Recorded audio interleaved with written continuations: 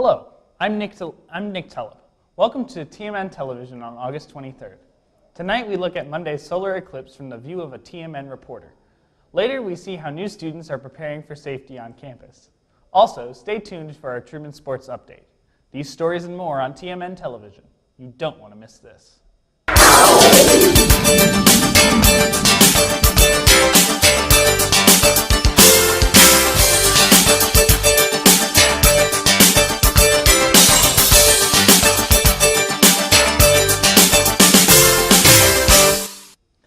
Missouri Senator Claire McCaskill visited Truman on Wednesday, August 23rd for a town hall meeting. The meeting was open to all students and faculty. There, Senator McCaskill discussed issues with various community members. Some of those issues included health care reform, the defunding of the Environmental Protection Agency, and the national debt. Senator McCaskill answered questions from the crowd, including some including her standing as a Democratic senator in a predominantly Republican state. McCaskill said she will stay as long as the state of Missouri will have her. Next, stay tuned to learn how freshmen prepare for safety on campus. But first, let's take a look at this week's forecast. The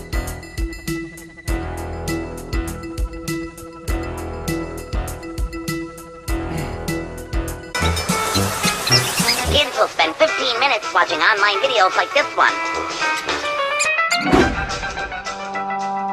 Brushing for 2 minutes now can save your child from severe tooth pain later. 2 minutes, twice a day. They have the time. Wednesday, and one of the first things incoming freshmen participated in was a safety workshop and active shooter training seminar. Here's TMN's Bria Parnell with the story. Freshman Move-In Day began on Wednesday, and so did the 4-day-long Truman Days events. Truman Days is a series of days filled with informative group sessions and talks to help new students get better acquainted with campus before classes start. One of the events was a safety workshop and active shooter training in Baldwin Hall. Students gathered in the auditorium and listened to information about campus safety and what to do during an active shooter emergency. Freshman Caitlin Nowak says, though Truman has proven to be a safe campus, it is still necessary to have these kinds of talks.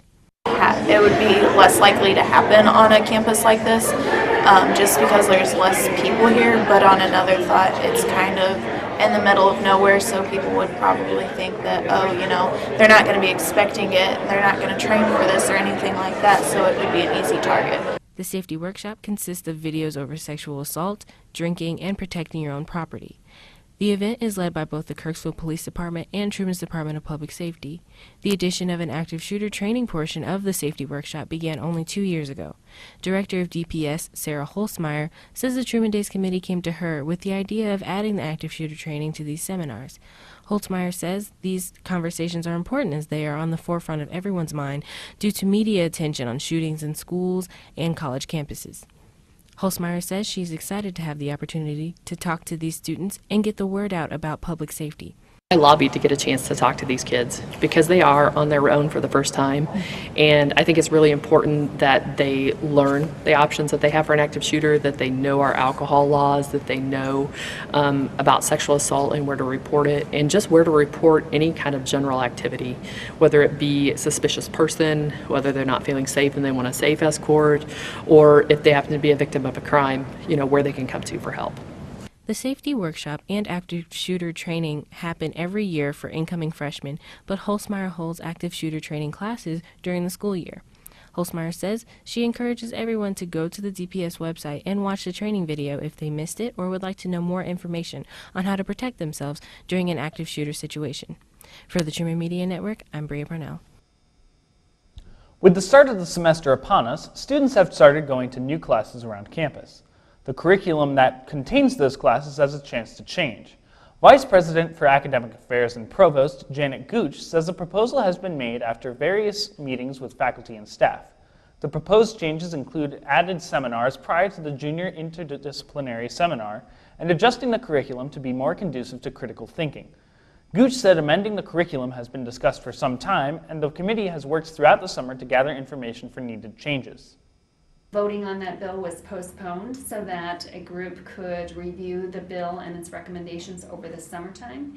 And now at the first Faculty Senate meeting, which will be this Thursday, that group that reviewed the bill and its recommendations will be coming to Faculty Senate to report on their work. Many buildings on campus are in the process of renovation or have already been renovated.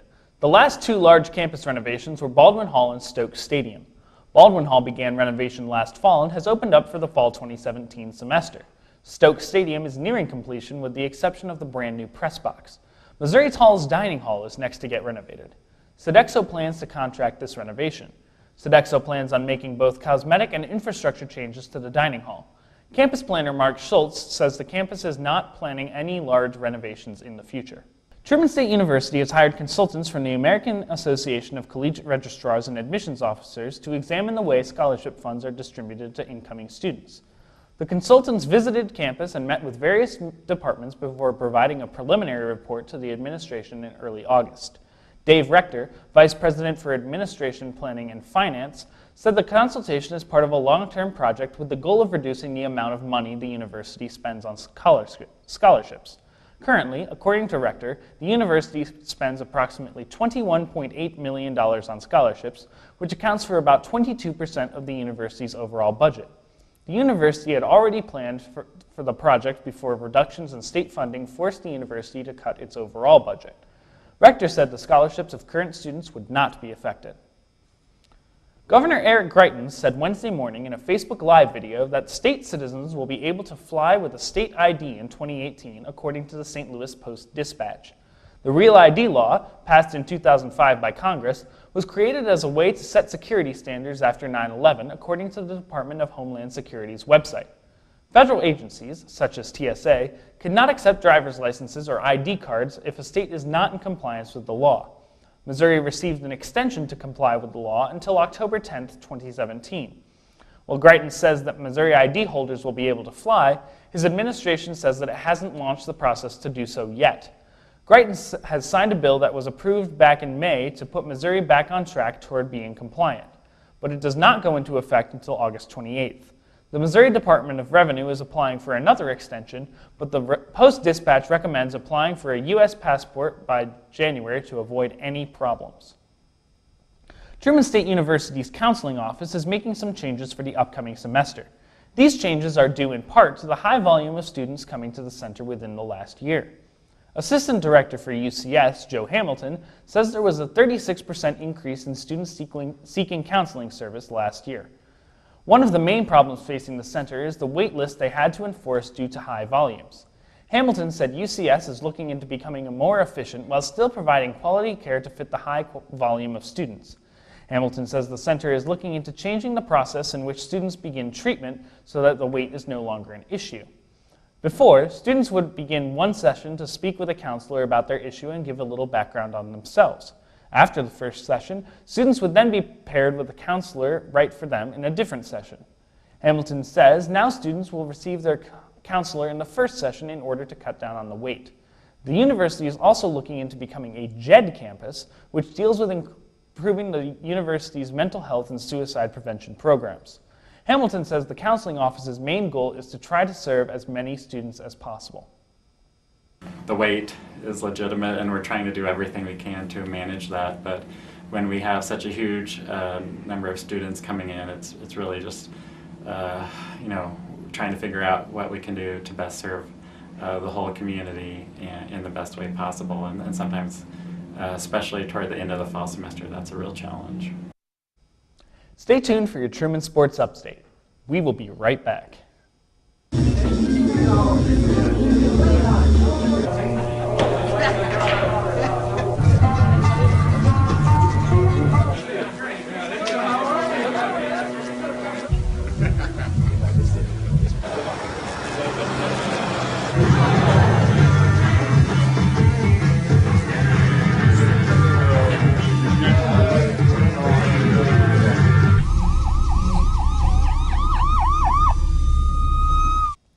Swimming head coach Edward Pretry accepted an assistant coaching position at Villanova University. Villanova head coach Rick Simpson announced the addition to his staff August 9th. Petrie spent 6 years as head coach of the Bulldogs, leaving behind 30 All-Americans and 21 program record holders. Truman Director of Athletics, Jeremy Wolmering, said their vacancy has been advertised on the NCAA website as well as other athletic websites. He said they have already had responses and expect the field to be significantly narrowed in the next 4 to 8 weeks. The swim team will participate in an open water swim this Saturday to raise money for the Siteman Cancer Society in St. Louis. The swim will be held in Alpine Lake near the campus of Washington University. Former head coach Edward Petrie said his team's participation in the event was inspired by a conversation he had with his old coach. Petrie said that even though many members of the team might not be personally affected by cancer, there's a good chance they will be in their lifetime. Senior Captain Jasmine Rogar said the team hopes to become closer after fighting for a worthy cause. Allie Brems was named the new assistant softball coach, replacing Bailey Wittenauer, who accepted the head coach position at GLVC rival Rockhurst University. The Bulldogs are coming off a 40-win season and a national tournament bid. Brems was a pitcher and hitter for Lewis University. For this reason, head coach Aaron Brown said Brems will bring valuable experience in multiple facets of the game. Brems said she was able to view the game through a different lens while she was injured at Lewis and believes this will benefit her coaching. Aaron Higgins was named the new assistant volleyball coach after former assistant coach Megan Wargo-Kearney accepted a position at the University of Arkansas. Higgins arrives after coaching 3 years at the high school level and playing at the University of Missouri St. Louis. Head coach Ben Briney said he was impressed with her play in college, but is even more fascinated by her work with high school players. Briney said Higgins' passion for the game was evident at that stage of her career. Higgins said she already feels comfortable with the players and is ready for the new challenge. This has been your Truman Sports Update. Stay tuned for our live interview on Monday's Eclipse right after the break. We'll be right back. All right, you ready for some baseball trivia? Let's do it. What year produced the most no-hit games in the big leagues? 7 no-hitters in 1990. Wow, that's right. Now a question that's not trivial. How many children will witness bullying this year? The answer? 3 out of 4. 75%? That's right.